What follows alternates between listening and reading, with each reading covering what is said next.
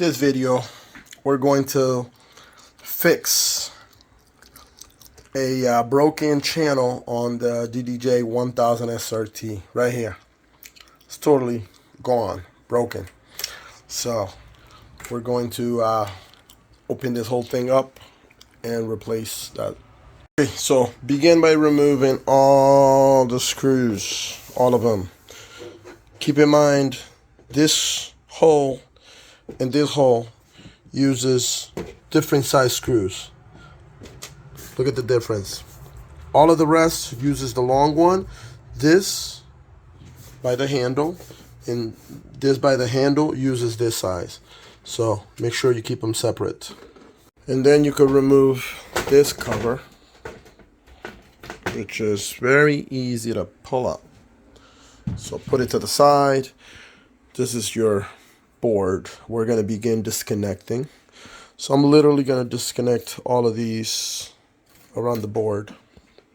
Okay, now that all of these have been disconnected, I'm going to remove all of the top screws. These are all of the top screws that are holding this board down, so we can remove this. Okay, all these screws have been removed. Place them all kind of in order. So always do that so you know where everything goes. So this is removed. I'm going to continue removing those. Okay, real quick. In the back area, there's some screws. You want to remove them because they're the ones holding this piece together. All those screws have been removed here. So I labeled them. Do the same. This is the back. This is this area. I marked them as F. And I even write on the board, see, F, another, I wrote A right there. So this has 2 screws, so there goes A. So do that in order to know where you're putting all your parts. Okay, that big board has been pulled out. Now I'm gonna focus on the middle. I'm gonna remove all these screws in the middle so I could get my fader out, since this is where it sits. So I'm removing the screws, and I'm actually putting little red marker, little markings next to the screws that I'm actually removing off this board. Some goes on top of the plastic, some goes under the plastic. So I'm kind of, even on top of the plastic, I'm putting little signs there. So this is very helpful. So do that for this entire area. Just mark your work. Okay, so after you remove every screw on this main board, including the side ones, all of these under, then you could remove this piece first. But since it's connected, you could pull them both out together, and they all just comes right out. Just make sure it comes out of this little corner. Otherwise, you could remove this piece, but I'm able to slide it right out. Okay, then I disconnected that little board away from the big one, and now I have what I need. So I'm going to be removing all the screws in this area so I could replace channel number 2. Okay, top piece has been removed. So basically, these are the screws that you remove from this area, and then you can remove it. So now in the back, I'm going to desolder this channel. Okay, so the desolder technique that I'm going to use is I'm going to use some flux. So right here, I'm going to apply flux to this, and also to these 2 right here. You can see 2 pins in the top, 4 in the bottom. So I added some flux, and now I'm going to use this here, this solder wick. So I'm going to use this wick to remove all the solder around these pins. So once it's solder free, I'm going to go ahead and pull it out. Okay, so the solder has been removed. It's nice and clean. And I'm going to replace it with one of these. So I purchased this off of eBay from NB Spares. So user NB Spares, I'll put that on the description.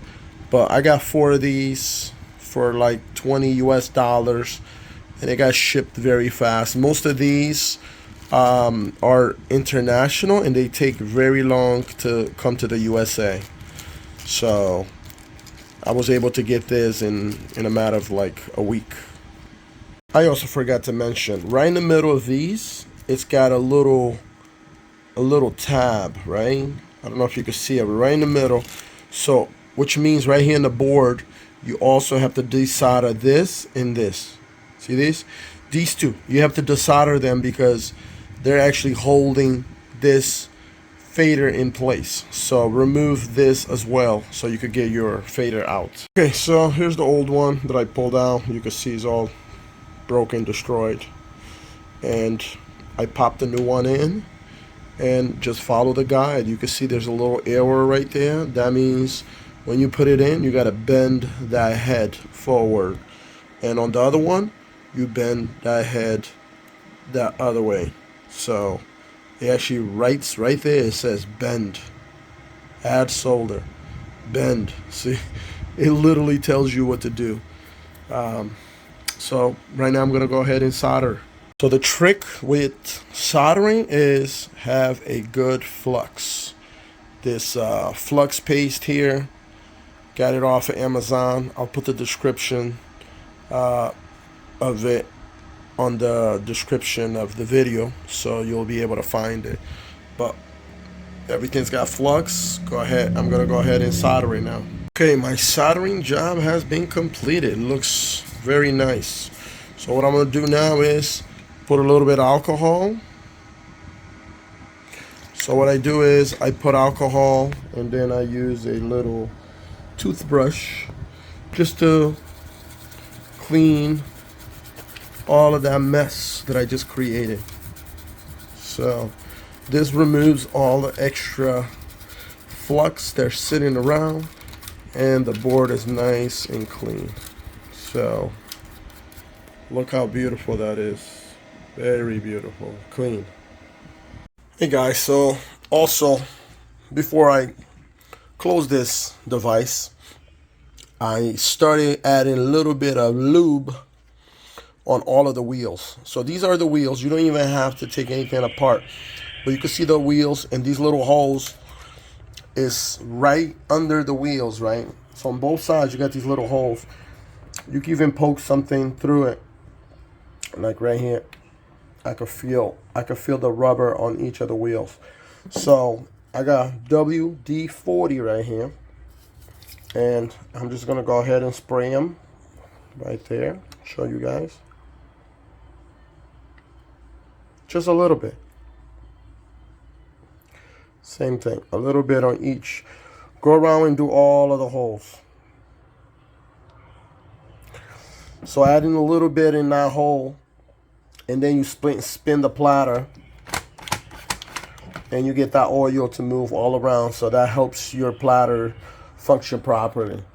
If you're still having a lot of issues, you could take the whole thing apart and clean it up. But this is one way to easily lube the wheels and make them nice and soft so they can spin.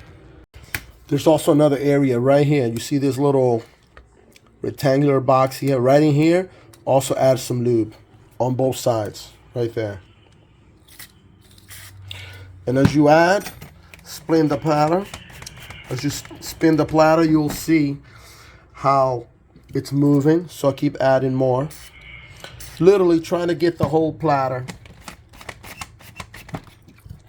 so the whole thing is nice and lubed. And that lube will last you quite some time and improve the performance of the platters.